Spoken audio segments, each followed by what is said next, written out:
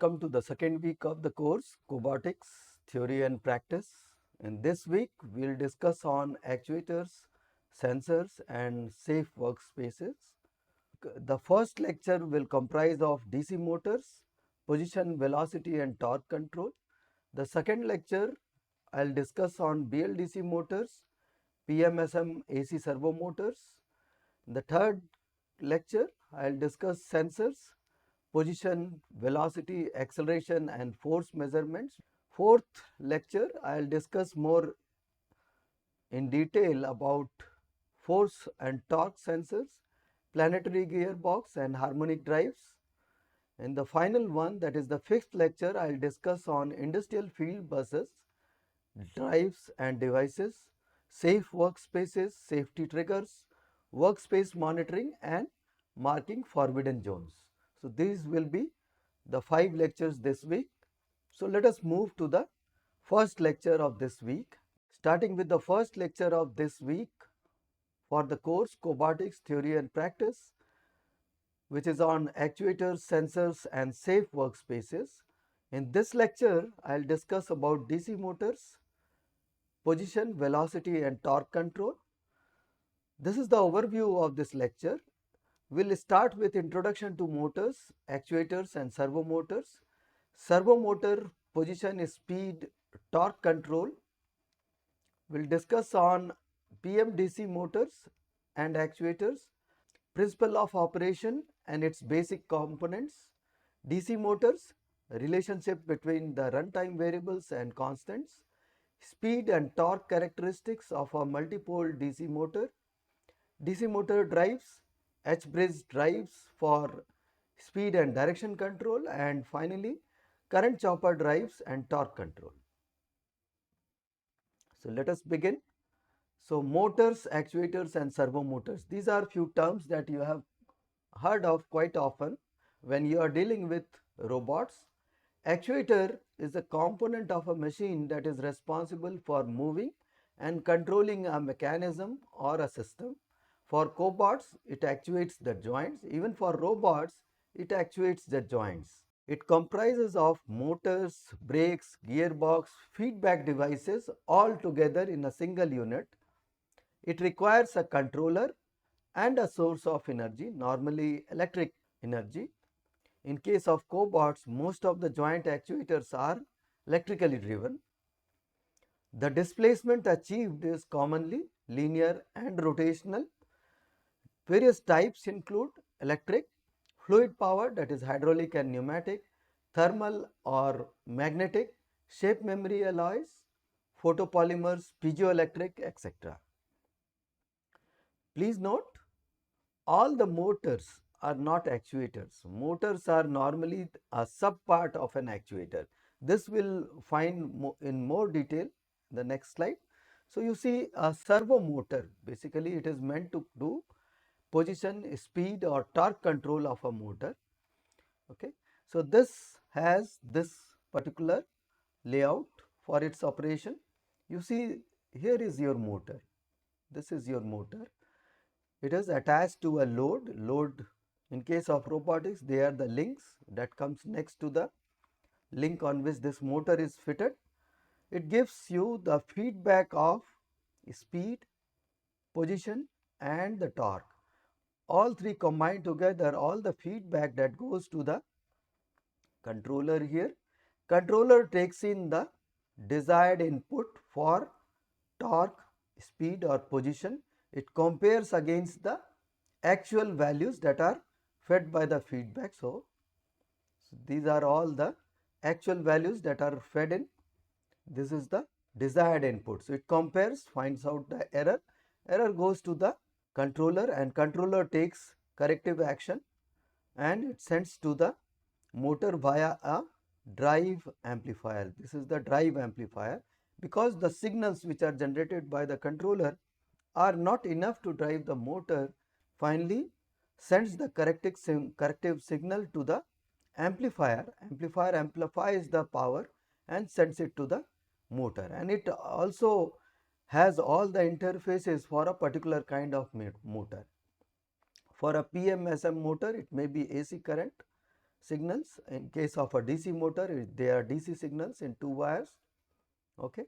So this is how all the control loops are there in a typical AC or a DC servo motor. So you see, servo motor is a motor that can be controlled with a feedback. It has the provision for feedback, and sometimes the controller also lies on top of the motor.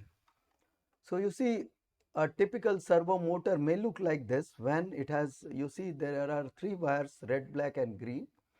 So these may be for powering the motor. The red and black one may be for the powering this motor, and the green one actually gives you the feedback. So this creates a closed loop in position. So where is the servo controller that you found here? Servo controller is in the rectangular black cabinet that you have, you can see here. So this attaches this motor, and all the closed loops for torque, position and speed is made within this controller. So this controller takes in the input, compares with the feedback given by the motor, okay, and all those are taken care of. So all the inputs are compared with the actual values from the feedback, and corrective action is sent to the motor. So how does it look like? See, in over here you saw the motor and the controller are separate, but there may be a case when they are integrated to a single unit. This also is an actuator which includes the controller. Okay, so this forms a small unit, compact unit, where all the feedback wires are not very long and they are on the same platform. So these feedbacks are very accurate and reliable, making it very precise motor. In this case, the actuator is not placed quite far off from the controller.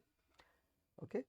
So you see, there may be a situation like this which is commonly used in a cobot, where you have all the devices that you have seen: the motor, the gearbox, that is the transmission, the servo controller which takes in the input and sends out the corrective signal through the power amplifier to the motor. So power amplifier is also on the same compact joint. So everything is compacted together in the joint that includes the feedback mechanism and the actuation and transmission. Okay. So this is very complex in case of a cobot. Okay. So servo motor, you see, is any motor that can be controlled with a feedback. This you have already seen earlier. Over here, this again is a DC motor. Motor comes here. There is a commutator here. There is encoder. Encoder basically sends you the feedback of position. So this can be a position controlled servo, provided it has a servo controller and a power system connected to it. There is a transmission system here which is a planetary gearbox, and finally the output shaft. So all together in compact it looks like this. Okay. So let us talk in detail what is permanent magnet DC motor and actuator. So in principle, all the motors that will be covering in actuators will be having same principle, what I am going to discuss next. So this principle is for all kinds of motor, not just a DC motor. Okay, it carries current in the conductor of the armature that experiences force if an electric current flows through that, and that is oriented right angle to the magnetic field. So where are they? You see, so this is the current carrying conductor. I is the current that flows through it. It is lying in the magnetic field like this. Okay, so that is orthogonal to the current. And finally, you also, this conductor will experience force that is perpendicular to the direction of field and the current. So all three are mutually perpendicular. So this conductor finally experiences a force which is perpendicular to the direction of current, and this conductor lies in the magnetic field. So this is the standard principle which is applied to the motor. So the basic components are the armature, that is the rotor that carries the current carrying conductors. and the commutator. So here is the commutator, and you see there are many current carrying conductors, they are copper wound. So you see these slots are filled with many such conductors. So they are wound over here. Okay, these are laminated copper wires. Okay, this commutator basically transfers the electricity from the shaft to the running conductors. Okay, the stator basically has permanent magnets over here, north, south, like that, so that this creates the field within the cage. All these opposite poles will create a field. Okay, so this may be a permanent magnet, or they may be coils, again coils within these slots, so that they create magnets over here. Okay, so this is stator, which carries current so as to create magnetic field, or they carry the set of magnets all around and create magnetic field which are perpendicular to the direction of the conductor. And finally the brushes and the commutator. So this is a carbon brush that is inserted within these pockets from all around, so that it makes a continuous contact with the commutator, and current from here is finally transferred to the motor commutator, and commutator sends it to the conductors. Okay, so altogether when assembled it looks like this. So you have carbon brushes which carries current, sends it to the conductors which are here. Okay, conductor, it takes up the current and it makes it flow in the conductors which are here, this one and this one. So they are conductors, and you have magnetic fields within this space, that is like this.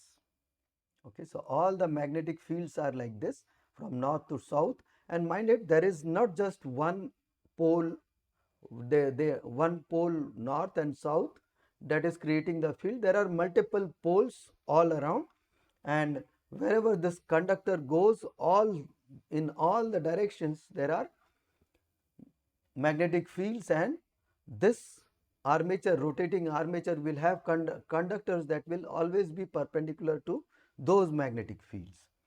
Okay, this is how it creates motion. So let us just look inside again how it is. So you see, it takes in the current from the commutator, it makes it pass through this coil.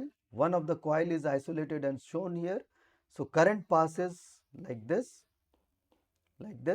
and it comes out. Okay, so overall this is the current carrying conductor, and you see you have magnetic field like this, that is B, which is shown here. Okay, magnetic field, and ultimately this will lead to the forces on this conductor. Okay, so these are the forces F. Finally, both the ends of this coil loop has force on it. This finally creates a torque, which is finally picked up by the armature, which holds all these coils together, multiple number of such coils, and takes it out from the output shaft. Okay, so now let us look at the parameters which are there and some relationships. So magnetic moment given by M, which is Ia into A. What is Ia? Ia is the current through the conductor. A is the area vector. What is area vector? If this is the surface area of the coil, that is nothing but 2r, that is 2r, r is the radius of the rotor, L is the length of this. So 2r into L is the total area, 2r into L is the total area of one single loop, and if there are n turns, so it makes it n times of 2rl. So that is the magnitude of the area, and n is nothing but the surface normal to the surface, that is given by n vector over here. So A into N is the area vector. A is the magnitude, N is the unit vector which is perpendicular to this area.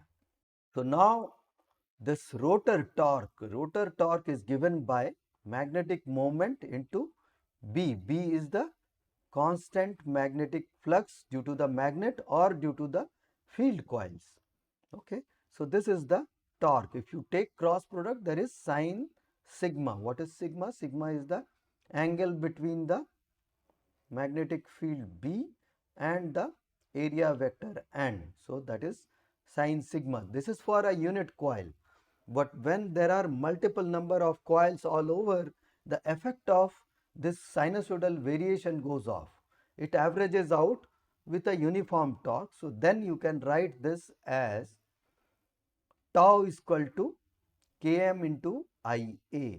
Sine sigma is evened out by multiple number of coils. So there are multiple sinusoidal torque variation. If you see the torque, it is like this.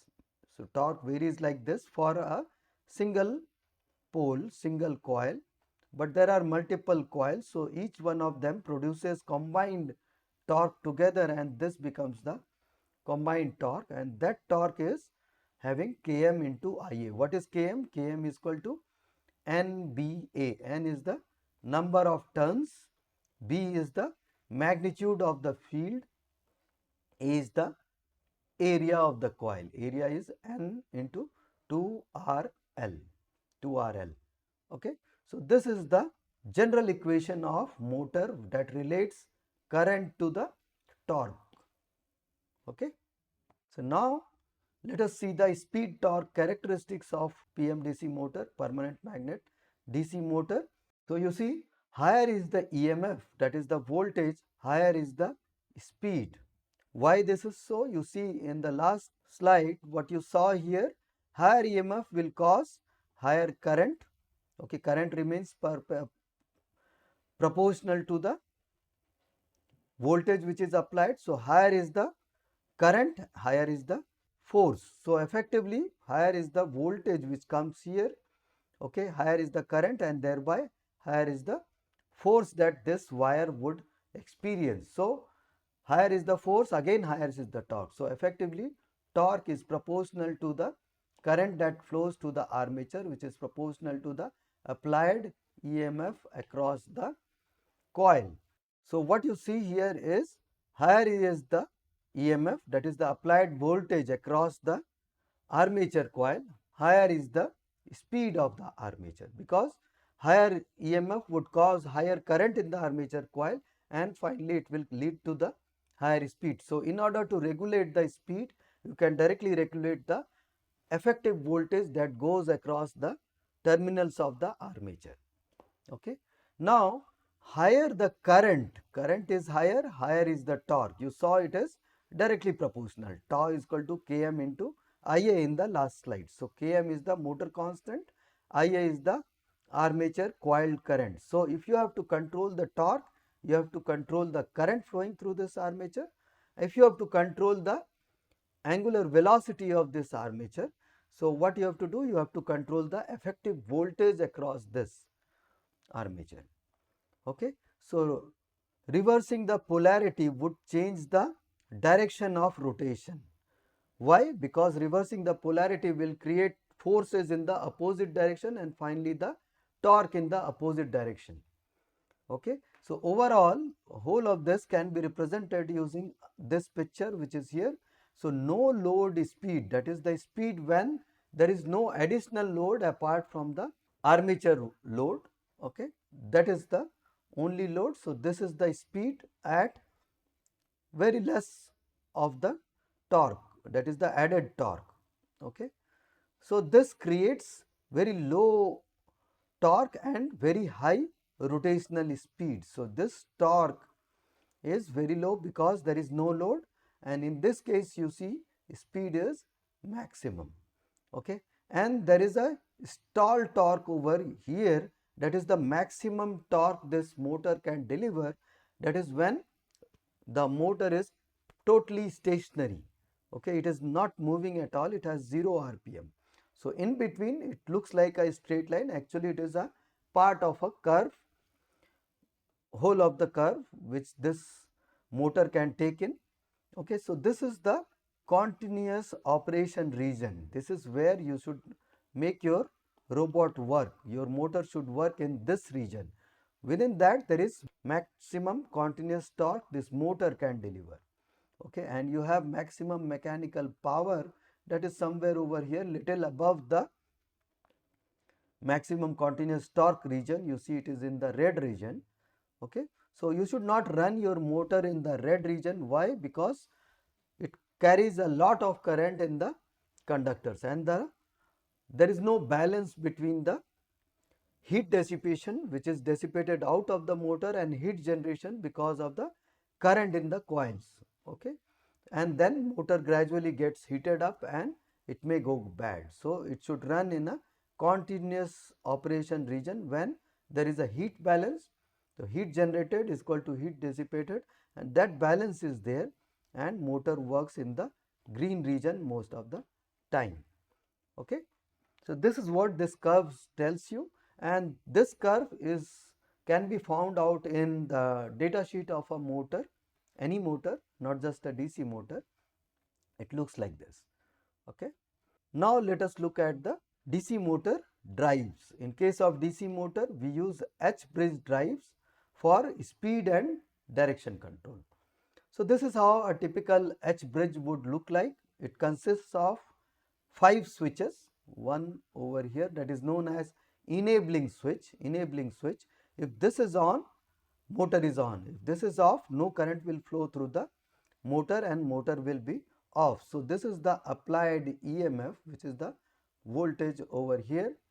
Okay, so these are the 4 switches, S1, S2, S3 and S4. So accordingly, if you switch on and off each one of them, it does something. So let us look at that. So first is S is enabled and S1 is on, S4 is on. So what happens? Current from here comes like this, goes like this through the motor in this direction, and it comes back. Okay, so this, let us say this makes motor move in a clockwise manner. So in the next case, when S enable is on and you have switched on this and this, S2 and S3, the current goes like this.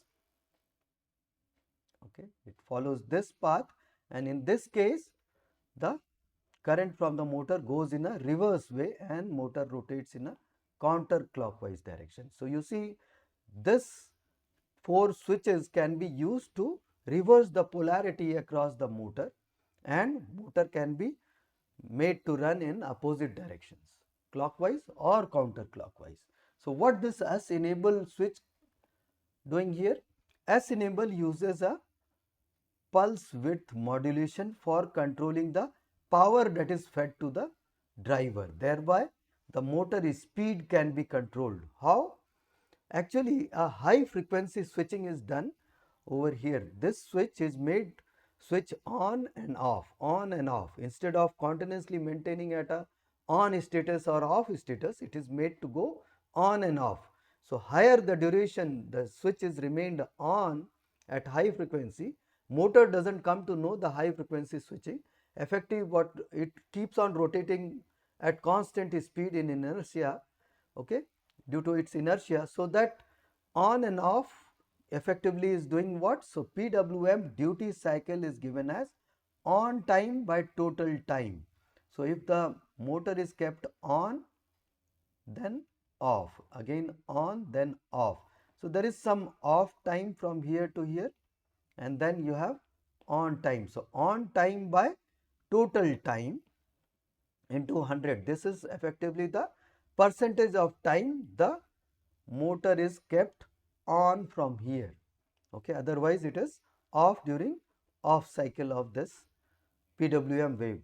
Okay, so now let us say if the duty cycle is 100%, what has happened actually? The motor is on for the 100% of time and motor picks up the maximum speed. But let us say if it is switched on and off with 50% duty cycle, so 50% of the time motor is off, of the total time the motor is off. So less amount of power is fed to the motor. So motor picks up a speed, by the time it picks up the full speed, it is off. So on and off cycle will maintain an average speed for this motor. Okay, so this is how this is able to control the speed of the motor. So S enable switch which is here may be used to control the speed of the motor. Okay. So now controlling the angle, if you want to control the angle of this motor, you would require a angle feedback from this motor, and you would also need a controller which can compare from the desired inputs to the actual input of the position, okay, actual state of the position, compare it and accordingly control the direction and speed, finally make it stop at a particular place. So whole of that will be done by the controller using the feedbacks, joint angle feedback. How braking can be done? So when you switch this on, okay, and you haven't switched on any of the switches S1 or S3, okay, what you can do here is you just switch on S2 and S4. So what happens? This motor is continuously running. You want to do braking and you have switched on this one and this one. So what will happen? A current which is generated by the motor when it is running and it is not connected to the terminal, it becomes like a dynamo. It creates electricity. So that will create a loop current over here and it is short circuited. So that will apply a huge amount of electrical loading on the motor and motor will eventually come to rest. So this is known as regenerative braking. Okay. So what you have done, motor was running, you just made two of the switches on together, S2 and S4 or S1 and S3 together. So what would happen? A loop current flows and that short circuits the motor and finally the motor is overly loaded and it finally stops. Mind it, it cannot bring the motor to totally dead stop, because when it is dead stop it is not generating any current and any further braking it cannot be applied. Okay, so in order to completely make it immobile, you have to apply external brakes also. This is how a standard motor driver looks like. So you see it has H bridges which are here. You see 4 switches are here, 1, 2, 3, 4, another 4 switches are here. This is a dual motor controller for Cytron 40 ampere controller. So these are the 2 H bridges which are here, 1 and 2. These are the connections for 2 motors, motor A and motor B can go here. Okay. These are the wires from where you can feed in the speed signal, PWM for both the motors, that is for speed, and 2 for the direction, clockwise counterclockwise for first motor, clockwise counterclockwise for the second motor. Altogether 4 wires are here. This is the connection for power input. So this is the power that is fed, this one and this one. Okay. So altogether this is a set which can make a loop here and put the motor somewhere over here, and you can control the speed. Speed controlling it, not just the PWM input, you would also need a speed sensor. Speed can be sensed by measuring the voltages when this motor was in the off cycle. So that you can do, or you can have a physical tachometer fitted at the motor so that you take the feedback, create a closed loop and adjust the PWM accordingly. PWM that goes at the S enable pins. Okay, S enables. Okay. So all the switches are not just physical switch, they are switch like this. This may be a transistor, it can be a MOSFET which can do faster switching and carry much more current as compared to normal transistor. So if you feed in from here, voltage signal, if you feed in here, so current from here goes like this and here is the output. So this transistor can become a pilot switch for switching the MOSFET switches. Okay. because you see normally these transistors cannot carry huge amount of current, so it cannot run the motor directly. So microcontroller can directly command the MOSFET if it is a small MOSFET, or you can have these transistors in between which can be just like a pilot switch which further switches on and off the high value MOSFET. Okay. So current and chopper drives, let us talk about that. That is normally used to control the current and finally the torque of a DC motor. So here is the basics for this. So when you switch on a motor, current starts building up within the motor. As long as it is on, it will keep on increasing up till the maximum value. As soon as you switched it off, what happens? Current starts dropping it. Okay, dropping. Again you switch on, it will increase. Again you switch off, it will decrease. So there is an average value between these two, high and low, that is maintained across the motor wires, motor winding. Okay. So what you can do, you can switch on and off just like the way you did it earlier. This on and off is based on the current feedback. If you want to go little higher, so accordingly when you reach the high value above the desired current, if this is the desired current, this is the desired current, so little above that you switch off the motor. Okay, you switch off, let it come down, little below the desired, that is the threshold, you again switch it on. So switching on and off can be done, let's say 0.5% above and below this desired current. So this is an automatic switching based on the current that goes to the armature coils. Okay, this is how you can control the current. And finally, controlling the current means you are controlling the torque. Torque is equal to Km into Ia. Ia is the current. So you see how it is done. So you can measure current across any wire using a low value resistance. Low value, it may be just 1 ohms here. Okay, this doesn't affect much the current which is actually flowing through the armature coils. Okay, so this current is same as that of armature current. Okay, so it is in series, this motor and the low value resistance is in series.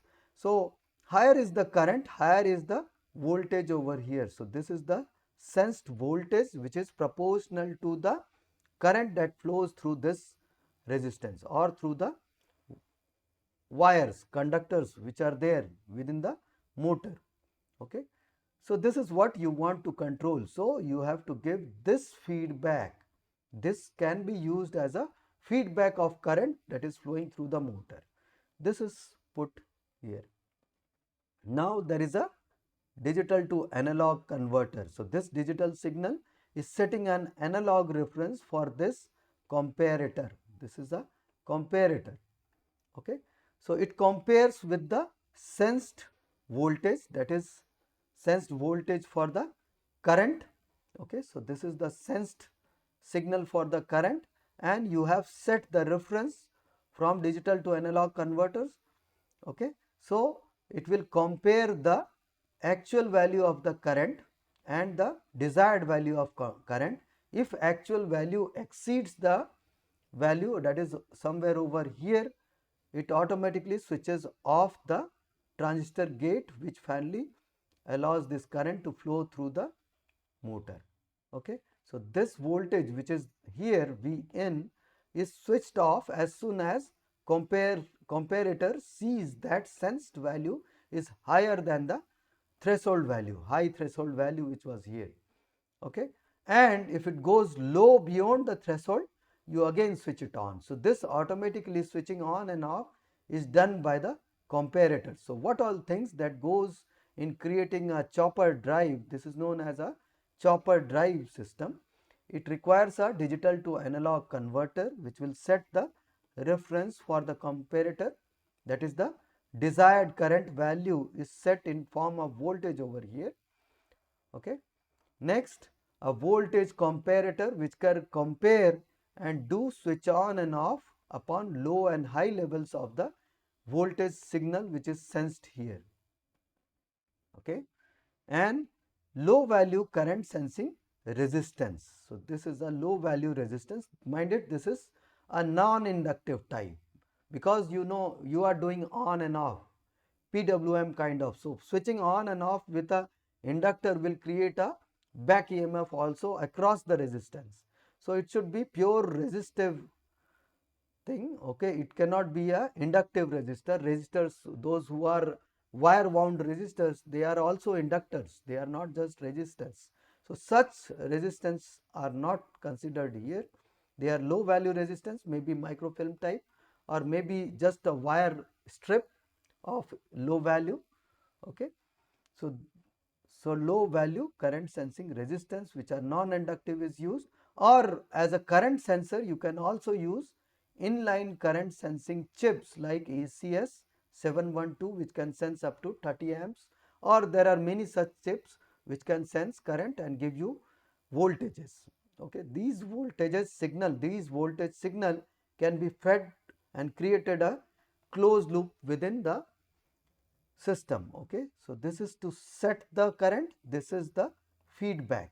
Okay, so you can create a feedback control loop within the microcontroller somewhere. Okay, there may be a microcontroller which controls the DAC and takes in the data of the current.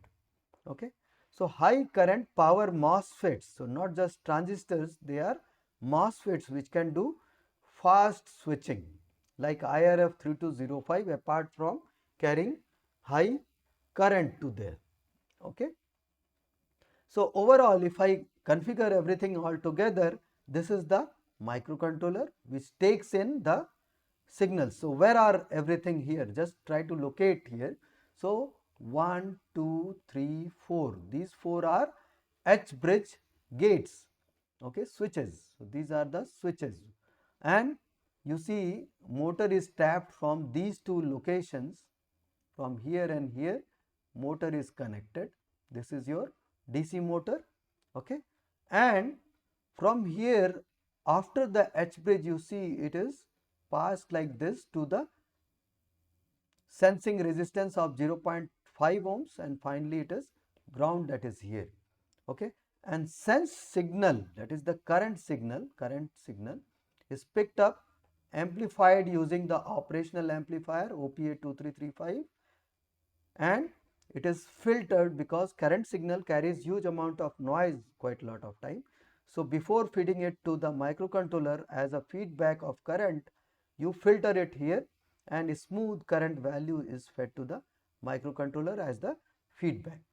Okay, so let us finish the closed loop for the current first. So when it receives the current signal, okay, the microcontroller, it receives the current signal, it can control the current using these 8 wires. This is going to the 8-bit DAC.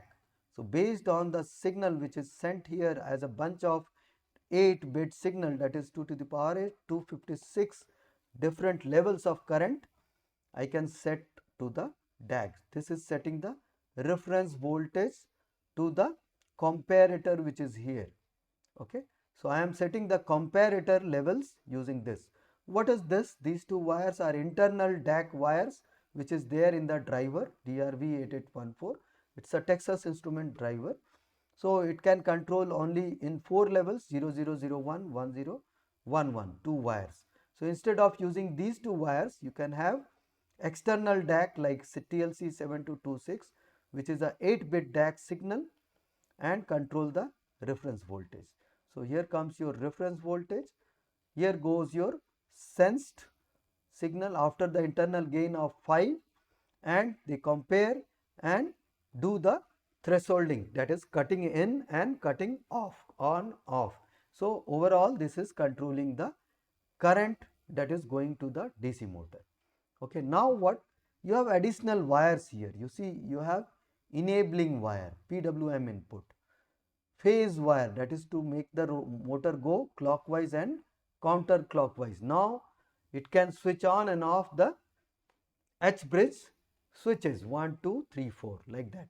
Okay, so based on that it can do phase changes clockwise and counterclockwise. It can also apply brake, that is switching on two transistors together and making the current go in a closed loop and short circuiting the motor, that also can be done, that is regenerative braking for this.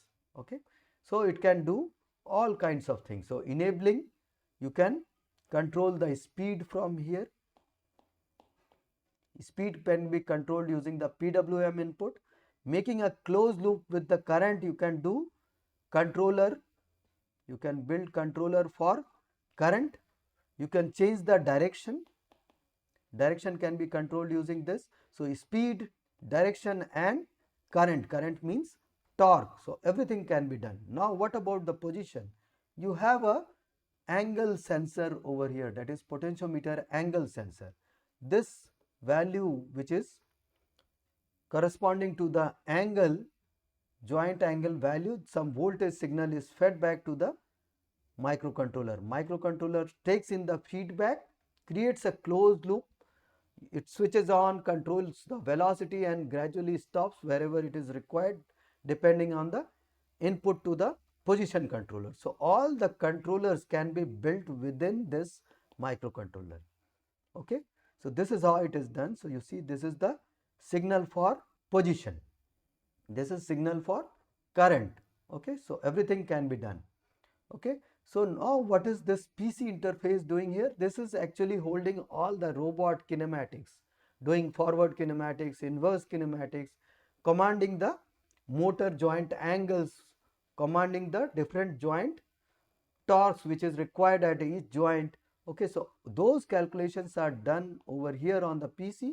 USB, using USB or RS-232 here, which is shown here. It may be some other interface also. So it is transmitted to the microcontroller. Microcontroller has 3 closed loops as it was shown in the servo control diagram. So all the closed loops are done here on the microcontroller, that is for position, speed and the torque closed loop. So everything is done here. Okay, so when this is all implemented on chip, it looks like this. This is a board which has all the implementations. So the microcontroller which was shown here is actually sitting here, that is microcontroller 8090 USB 1287. This is a pure USB chip. So it is communicating all the data from the PC using USB communications. Okay, there is an option for RS-232, that is serial here, but that is not used. Okay, and then you have DRV8814. You have two of them, 1 and 2, which is here. So these two chips are actually motor driver. Each one of them can drive 2 motors. So total 4 motors can be controlled here. So you see, you have Butterworth filters, which is to filter out the noise in the current sense signals. So 1, 2, 3 and 4 Butterworth filters are there before feeding it back to the microcontroller. So it is filtered. So where are the pickups? These are current sensing resistance. These are current sensing resistance for all the 4, 1, 2, 3 and 4. Okay, so current sensing resistances are here, that is taking up the current value and feeding it to the microcontroller after doing the filtration over here. Okay, then you have LM336. What is this? This is a reference signal generator for the TLC7226 DAC. This is the digital to analog converter. This actually needs a constant voltage source that is generated using LM366 chip. This is a constant voltage source that is used as a reference for the DAC. Okay, DAC takes the data from the microcontroller and generates the reference voltages for the comparators, current comparators. So everything is implemented out here and all the motors are connected from here. Okay, 4 motors. So whole of this circuit can be found here. I have done the current sensing based controller for brush DC motor for robotic applications. So this is a publication that I have noted here. It is an ISRM 2013. Okay, so that you can just find it out and you can use such thing. Okay, so now we are ready with position, velocity and torque control of a DC motor. Torque control can be done using chopper drives, not just for DC motors, it applies well for other kind of DC motors also. So, it is a general approach which can be applied to many other motors. Okay. So, that is all for this lecture. In the next lecture, we will discuss brushless DC motors and permanent magnet synchronous motors as servo motors we will see. Okay. That is all. Thanks a lot.